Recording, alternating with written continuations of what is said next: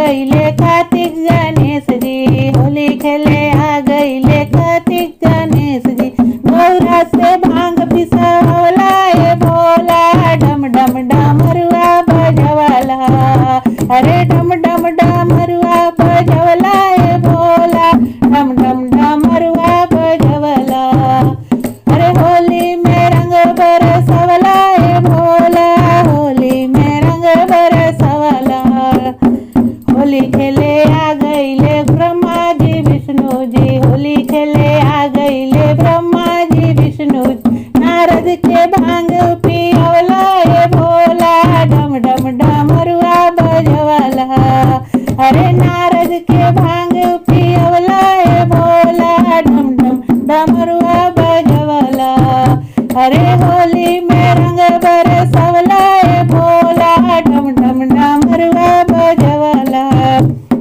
होली खेले आ गईले राम जी सीता जी, होली खेले आ गईले राम लखन जी। ये हनुमत के भांग पियवला ए भोला, डम डम डमरुआ बजवला।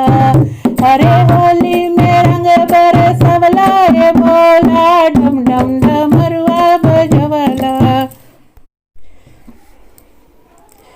अरे होली में रंग बरसवला ए भोला, होली में रंग बरसवला। अरे होली में रंग बरसवला ए भोला, होली में रंग बरसवला। होली खेले आ गईली रुक्मिणी राधा, होली खेले आ गईली रुक्मिणी राधा।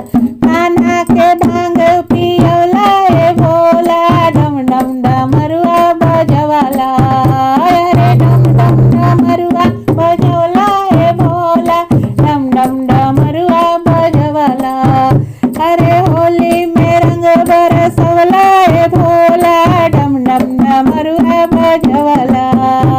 अरे होली खेले आ गईले जोगी जोगिनिया, होली खेले आ गईले जोगिन जोगिनिया।